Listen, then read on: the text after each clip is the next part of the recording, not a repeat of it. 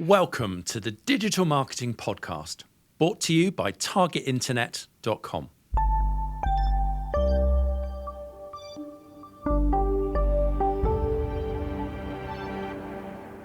Hello and welcome back to the Digital Marketing Podcast. My name is Kieran Rogers.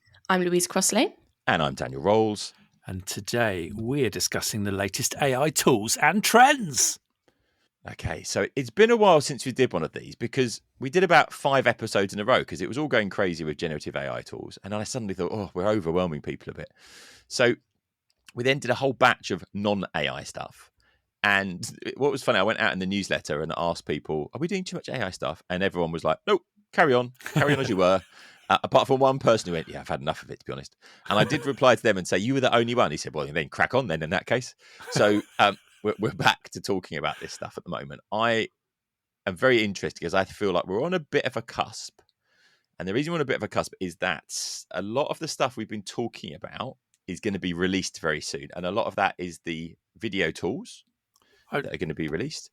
And then actually a lot of the stuff that's baked into the operating system. So the stuff that goes with iOS and the stuff that goes into the Google app. So we're going to talk about that a bit more in a moment. Just a thought for people that are fed up with AI tools. Just scrub that out of the title, really. Latest tools and trends. AI, but AI is here to stay, isn't it? It's like the air in the room. We don't need to talk about it. Is this like the digital marketing is just marketing? Yeah. Okay. All right then. The fact these tools are all AI powered and do amazing new AI things. Well, you never used to go, oh, it's amazing, like basic tool or amazing C+ tool or amazing. It's, do you know what I mean? Is it relevant? I don't know. I'm over it. I'm with your guy on the email. I'm over it. But I've gotten over it by just going, do you know what? Just forget the AI thing. It's just great stuff that works really well. It was making me laugh because you came on and said, I've been using it to use this. And I was like, he's changed personality. What's going on? I know, but that's how I've gotten over it. So I've gotten over that whole block in my mind. Do you want us to start again with it or can we just carry on? No, I'll let you carry on. All right, that's very kind of you. Thank you. Before we do get going, we have a bit of a giveaway, don't we? So, first of all, I have some official news. And Lou and I have been debating this for a long time. Is it Semrush or is it SEMrush? The SEO, the well-known SEO tool, probably the market-leading tool. This is huge news. Well, it is because it's an exclusive breaking. I don't think it's that exclusive. I think the rest of the planet knows it. It's just me. So we had a call with Semrush because Lou is going along to their conference, which we're going to speak about in a moment, to do a couple of interviews. And I am hopefully interviewing their CMO at the Inbound conference, the HubSpot conference, when I'm over there. So we were gearing all that stuff up. But we had a chat to some really, really lovely people. And the first thing I did on the call was go, can you just clarify something for me? Are you called Semrush or SEMrush? And they just looked at me and went, Semrush? As if I was mad to be answering the question in the first place. So there you go. So that's answered that one. It just got to a point where we were just saying both. We were like, so Semrush or SEMrush, whichever one it is. And then it's my fault. I think I confused you because I've religiously called it SEMrush for a long time. I know. But then I do implanted in my brain. I do all sorts of weird things. And I shouldn't let those get implanted in my brain because that's a road tour in there anyway. Back to the point at hand. So first of all, Lou, do you want to explain when it is, the 20% discount, and then I'll explain about the giveaway. Yep. So Semrush's conference is called Spotlight. It's being held in Amsterdam this year on the 30th of October.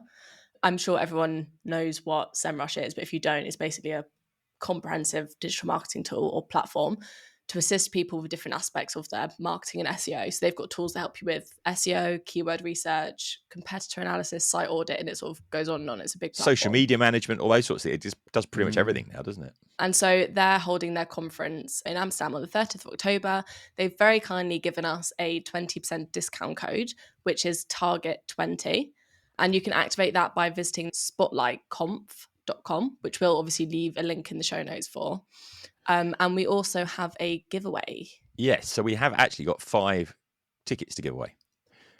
So as ever, simplest way of doing this, if you would like a ticket, go to targetinternet.com/review, leave us a review, good or bad, and just put in the notes in there that you have left a review and you would like to be entered into the draw for the tickets. And then what we'll do, we will go through and just pick 5 people out randomly from people that leave reviews over that period to send you the free tickets as well. we get a steady flow of those reviews, but we don't get millions. So if you put your name in for it, you've got a fairly good chance of getting a ticket if you're interested as well. If you don't want a ticket, you don't need to have one. You can just leave us a review. And just to let you know, so some of the brands that are attending the Spotlight Conference, because they've got a really good lineup, which is still being announced.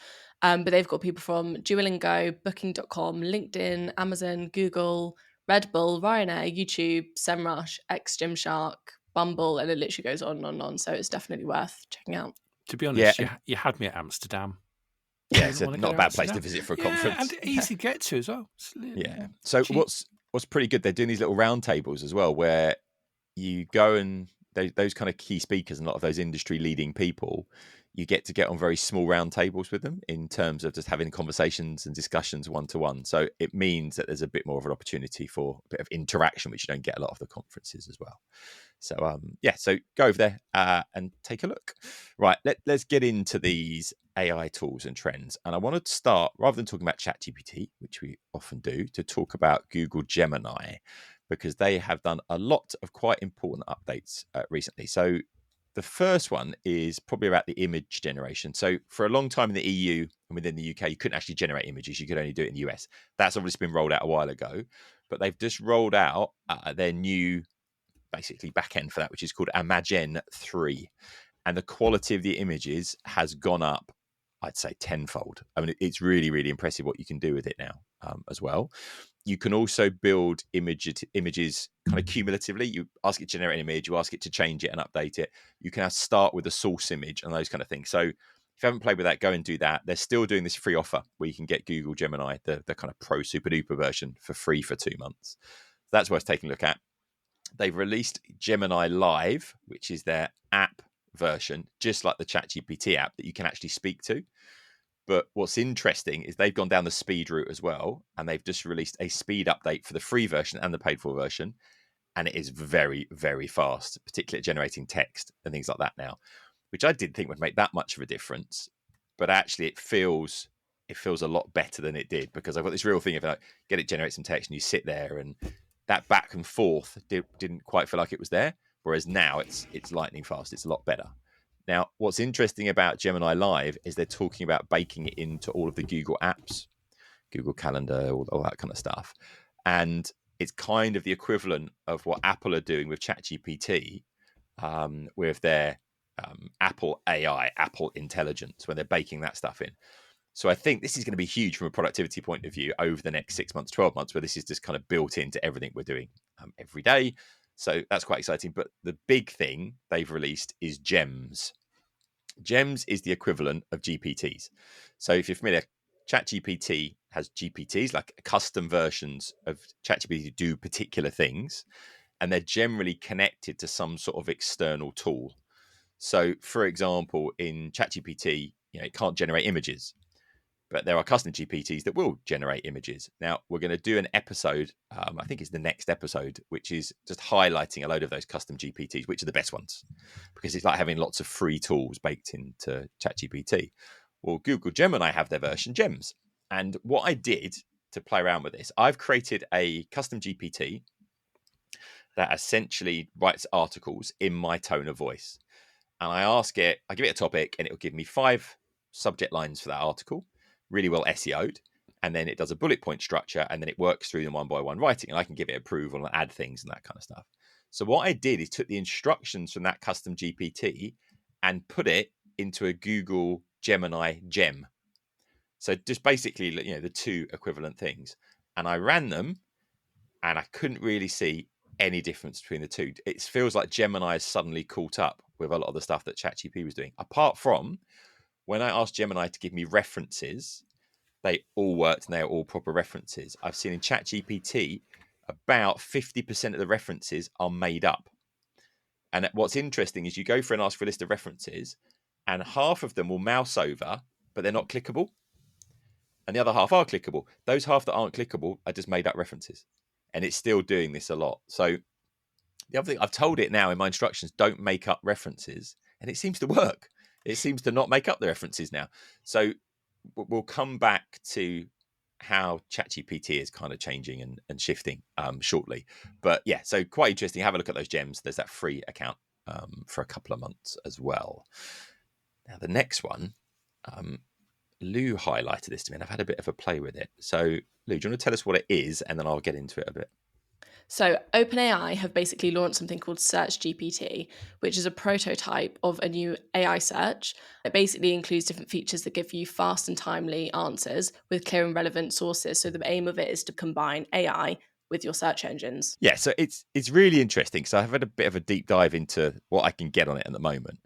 And it's basically like search generative experience, the SGE stuff that you get in Google. When sometimes when you search in Google, if you ask them a question, they will give you an AI generated answer.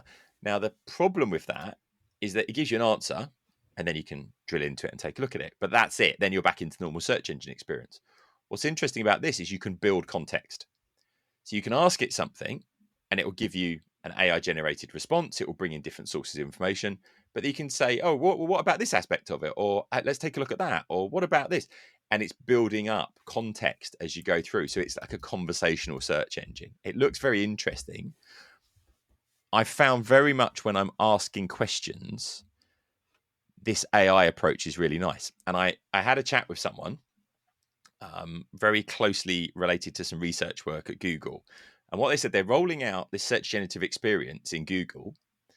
And there's a couple of things. One, if it was in every single search result, the amount of energy it would use to do that is the equivalent, I mentioned this before, the island of Ireland, right? It would be that much extra energy just to put these results into every search result. So that's probably, a bit of a big energy input. But also, people don't like it. People are skipping over it in many cases, just like we do the paid search ads to get down to the normal results. However, when people are asking questions, they do seem to like it. So Google are going to experiment with that. But the nice thing about this Search GPT is that it allows you to build context. Now, what then comes out, it's like, okay, so we've had this problem for a while. What if the large language models, whichever ChatGPT or anyone else, are absorbing content from publishers? Is that okay? Because that means you're not going to go to the publisher's website, and the publisher has no way of making money from that. So they're partnering with these publishers. And it was interesting. So News Corp, one of the biggest publishers in the world, are working in partnership with ChatGPT, with OpenAI over this. Whereas News Corp have quite openly in the past been in quite a lot of conflict with Google about the way that Google uses their content. And they're saying publishers will be able to go in and get their content into this. Now, I'm not sure what scale that will be. We'll find out later on. But what they're saying is you can opt in to have your content in the search result, but not have the large language model trained on your content. So they're kind of separated in two ways. So that should be really good news for the kind of publishing and content industry as well. And they said one of the next things they're doing is developing local search. So they're going to start kind of giving it more of a local context and so on as well. And we'll start seeing this rolled out and tested in a few other places as well. Have you two come across the search generative experience in Google much? And what do you think of it at the moment? I haven't come across it at all. Have you not? It just hasn't featured for me. Oh, What am I doing wrong? I did find a really cool feature I shared with Lou. Lou, you liked it, didn't you? When you search for dog or cat, you get a little paw print top left-hand corner. You click on it, turns your mouse into a dog paw print that barks. It's brilliant. You can't navigate anywhere. That's not really the search generative experience I had in mind. No, it was a tenuous link, but I just wanted to share it with everybody. I'm literally in the background now, going into Google and doing that search and just seeing if that actually works. We like little gimmicks like that, though. Yeah, we do. It's just barks. Just silly. Ooh. I mean, the hours of, probably thousands of man hours have now been lost around the world because you will be sharing this with your work colleagues, I guarantee it. Do you know, having done this, it's quite interesting because the result that comes up is very much a knowledge graph because you've got images, you've got YouTube videos, you've got some lifespan, a news article from a publisher, then you get into breeds, then you get about, then you get videos, and only then do you get the organic search results. So I think what's really interesting about that is search is radically changing. And SEO, as we get more and more of this stuff, becomes quite an interesting piece of how do you optimize your content to be in these kind of results. And it's got to come down to the fact that they're trying to identify the signals of what's great quality content. So I'm hoping that doesn't shift and then we suddenly go, oh no, it's back to the bad old days of doing all these weird things to fiddle your way into the large language models. But actually, let's hope it's about quality content. I just like the fact that it's fun. It's a bit of an Easter egg. You have to be in the know. it's entirely of no use because actually you can't click on anything when you've got that paw coming up. It just barks and pats the paw on the page. It's quite funny. But yeah, give it a Oh, go. You've got to just be did there. it then. Just give Oh, it a that go. was good. That was very exciting. All right, well, go and search dog in Google. If you've learnt nothing more today, that's the way to go forwards. Look how much it's disrupted our working day already. Sorry. Right. Let's move on to a couple of image generation tools and things that are changing. If you haven't had a look at Leonardo AI recently, so Leonardo is an image generation tool. But what's lovely is you get a load of free credits, so you can use some of it for free. But what's the interface is really interesting now. You've got this real-time generation. So as you're typing, it starts generating images in like hyper real time. Motion, you can create little animations. You can upscale existing images, expand them. You've got loads of style changes and those kind of things. And it's got a load of flexibility in a very, very user-friendly interface. And there's some pretty good free stuff in there as well. We've got a bit of a special offer on this, so we'll put a link in the show notes so you can link through and take advantage of that as well. Targetinternet.com/podcast. Have you had a play around with Leonardo, Kieran? Yeah, I love it. Kieran's eyes lit up when you said the name. No, it's just so good. It's helped me out no end. What I particularly like about it is you've got a lot more control over your final image. You know how with a lot of the other tools, you ask for the same thing, but you ask it to change it a bit and it doesn't. Yeah. Do you remember I sent you a whole bunch of freaky gothic Yes, I do pictures? remember. Yeah, that was for a book that was or something, wasn't it? Yeah, that was Leonardo. It was very good. and actually we were able to take initially it was an illustration and turn it into a black and white photo, and it looked amazing, really, really amazing. And it was the really same. Good. It was from the same image.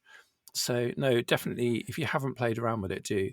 It's well worth paying for an account because you will eat through those free credits. They're quite generous, actually. I think they give you like 125 free credits to play around with.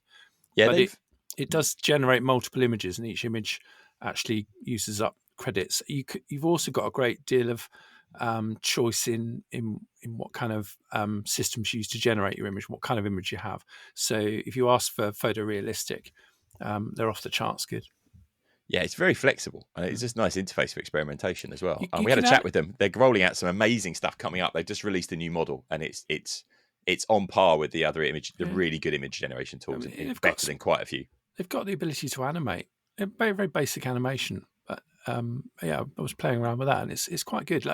We know that adding movement to images that you post on social media helps massively, and they've got some basic facilities in there to do that.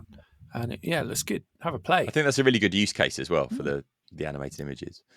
Now, on from that, Midjourney is the other one that's great. The problem with Midjourney was always that if you wanted to use Midjourney, you had to use the chat interface of Discord, and it's a bit of a strange approach to doing things. That you go and you chat to this bot, and you have to give instructions and codes on the end, all that kind of thing. They have released an interface on the Midjourney website now, which allows you to go in and to basically interact in the kind of standard interface that you'd expect, and you've got a load of options in there as well. You can use still the standard codes like the text codes in your prompt if you want to, but it does it in that, and I think that's $8 or $10 a month depending if you pay annually or monthly for the basic version. So and it's pretty advanced, the Midjourney image generation tool. It's definitely worth taking a look if you haven't looked at that. Now from that, let's talk Google again, because they are releasing lots of stuff at the moment. So they had Lumiere, which was their first experiment with AI video, which is pretty impressive looking. It wasn't rolled out generally. They're now developing something called VO. And I've had a look at a load of the VO images, and I would actually suggest they are better than the ones that are being generated by Sora, by the chat GPT or the OpenAI video platform. So they're obviously competing. The thing is, no one's releasing this into the wild yet. And we keep being told it's 2 or 3 months away, but that 3 months just carries on being 3 months. They've also, as I said earlier on, released a Magen 3, which is their image generation tool. And they're looking at releasing Lyria, which is their music generation tool, but they're trying to do it in such a way that it doesn't really steal rights from other artists. And that's been the big problem so far, that a lot of the music generation tools have been trained on music that's out there, and that music's all copyright. And I could go in and say, create a song in the style of Ed Sheeran with Ed Sheeran's voice, and it would sound like an Ed Sheeran song, which is obviously not very fair on Ed Sheeran. So that seems to be the audio side of things, because we're so good at doing deep fakes with these tools. that seems to be the most problematic area from a copyright point of view. Now, the other thing to point out to people is with all these generative AI tools, make sure you're reading the terms and conditions on your copyright ownership after you've generated something. Some are basically like, if you created something, it's yours to use and it's fine. And others like, oh, we retain ownership of that. And you could get yourself into trouble a little bit further down the road as well. So just be careful of that. Also, if you use a tool that then gets sued for copyright of being trained on data, there's a bit of a legal black hole at the moment suggesting that you might be liable if you use those images. Now, I think what we've seen so far is if you use something and basically it turns out that that tool was breaking the rules, you just have to withdraw that image or that sound or whatever it might be as well. But be a bit careful and do some reading on that as well. What we're not getting with all these Google tools is kind of release dates for things. Like, when will we be able to generate videos? So just a hunch, but quite possibly after the US elections have taken place. That's a very interesting point, actually. I just think it would make sense to me, wouldn't it? Wouldn't that be a sensible thing? Well, they're going to open themselves to huge levels of risk otherwise. It's not just America. There's lots of international elections going on this year. So my guess is we'll start to see stuff being rolled out after the dust has settled on that. It just gives everybody a little bit of breathing space. Inevitably, I think with any of these things, there are going to be knotty issues that need to be worked through. Stuff that no one's even thought of yet. Yeah. Well, ChatGPT literally said we're not releasing Sora because of safety. And what they mean by safety is like how controllable is the model? Can it, what can you deep fake a person, et cetera, et cetera. So will a small child lose its eye? That sort of thing. I'm not sure how that's going to happen. That was forever the thing when we were young, wasn't it? It was toys, like you pull the arm off and there was a big metal spike on the end of it for no apparent reason. So Louise looked quite confused when you said that. So I'm just having to give it some context. Thank you. There you go. You're very welcome. Right, Lou found this one. I was quite impressed. It's the HubSpot AI Search Grader. Tell us what it does. It's like a brand analysis tool, isn't it? Yeah, so the whole point of it is focusing on the fact that the way that we search now is different. So people don't just go straight to Google to answer a question. They go to TikTok or they'll go to ChatGPT. So actually using AI tools like ChatGPT to answer your questions now is up by 37% in the past year. Wow. And search engines are down by 11%. So what this tool is about is, for years and years, we focused on optimizing your website for SEO. Whereas now it's the shift to focusing on optimizing your brand's presence for the language models. So you can put your website into the search grader and it basically looks at how often, when questions get asked, does your brand appear in the language models in comparison to competitors? And when your brand is mentioned, is it good, bad? What's the brand sentiment? Right. And what can you do to improve it? Okay, so there's something really fascinating. First of all, it's definitely worth looking at. You can go in for free and, as ever, we'll put everything in the show notes, targetinternet.com/podcast. But what's interesting to me is Reddit discussion forums was always seen previously as the real Wild West because there's a lot of dodgy stuff in there, dodgy discussions and pornography and all those sorts of things. But I'm seeing Reddit show up in the Google search results more and more and more. And the authenticity of the content is certainly there. And actually, when I looked at this, the large language models have massively been trained on conversations within Reddit and some other places as well. So I think if you aren't looking at Reddit as part of your overarching digital marketing strategy and other discussion forums, definitely a time to look at it because a lot of that data is just openly available without a login to these large language models. So it's a good opportunity to get in there and get people looking at that kind of stuff as well. So very interesting time for that stuff.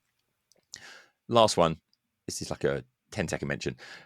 We've got ChatGPT 4 Omni, which we've kind of spoken about. 4.0 Mini is a version they've released. The reason you might be interested in it is, one, it's fast, but it's actually more, if you're using the API, that it allows you to access the API much more cheaply. So a lot of people have come up with loads of really interesting projects to access all the back end of ChatGPT and bake it into something else, but it really got expensive because you use tokens and you pay for these tokens. So if you haven't seen that, worth taking a look at that. And then I wanted to finish up on 4 Omni. So when 4 Omni came out, everyone was like, well, it's just a faster version of ChatGPT because you can talk to it and the response time was supposed to be better. Actually, what's interesting is the capability, because it is multimodal. So it does images and a little bit of video and those kind of things all in one model. I've been playing with it to see what it can do that you couldn't do before. So one of the nice things about Google Gemini is you can point it at a YouTube link and it will summarize that video for you. So if you've got video content, you can now turn that into written content really easily. So that's a lot of fun. What you can actually do, you can't do that within ChatGPT, but you can upload a video. And if you upload a video, it will analyze the audio or it will analyze key frames of the video for you. So you can get to the same kind of thing.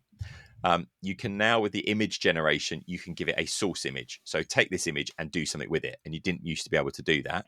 So for example, you could upload an image and create a caricature of this image. Or you could say, take this logo and put it onto this blank business card, for example. Also, this context piece that I mentioned at the very beginning is that you can go in now and give it an image and then say, ask it to develop an image and then say, well, change this, upload this, do this. And it's much better at doing that stuff now as well. And then the other thing is it will do way more precise text. So you can give it 3 or 4 paragraphs of text and get it to bake that into an image now, which it just didn't work previously. The other thing I've been playing with is you can ask it to do a 3D rendering of something, like a 3D version of it. But if you put at the end, view 0, view 1, view 2, view 3, view 4, it will rotate it. And you can get a whole sequence of images, and then you can grab those and turn those into an animated GIF or something like that as well. So I think there's a lot to it that people haven't really experimented with enough yet. So go and take a look. Check that out. There's some really nice context of what you can do on the OpenAI website. So if you go to OpenAI and go to their news section, and it says, welcome to For Omni. They've been updating that page again and again. And there's now a whole sequence of pretty interesting things in there as well. So that's our update on the latest AI tools and trends for now. A couple of things. As all the links we'll put in there, and there is a ton of links there now. So if you go to the website, targetinternet.com/podcast. The other thing we are doing is looking at a lot of these tools kind of week by week in the newsletter. And I know a lot of you are newsletter subscribers, but if you're not, if you go to targetinternet.com/newsletter, you can sign up there and you'll get a bit of extra insight. The other thing you're going to get there is we are doing these regular live sessions every month. So you can jump in for an hour. We'll update you on a particular topic live, but also you can ask questions on anything digital marketing related. And we're having a lot of people kind of come into those as well. And then we've got some new masterclasses as well. These are these half-day online sessions we do, £100 per person. We've got the ChatGPT one. We've got one of those coming up very, very soon as well. We've got an SEO one, if I'm not mistaken, Lou, coming up as well. And then a content marketing and strategy one as well. Yeah. Awesome stuff. So targetinternet.com/masterclass. You can also find those down in the footer of the website as well. Thank you so much for listening. Please do get in contact with any questions or suggestions, and we'll speak to you again on the Digital Marketing Podcast. For more episodes, resources, to leave a review, or to get in contact, go to targetinternet.com/podcast.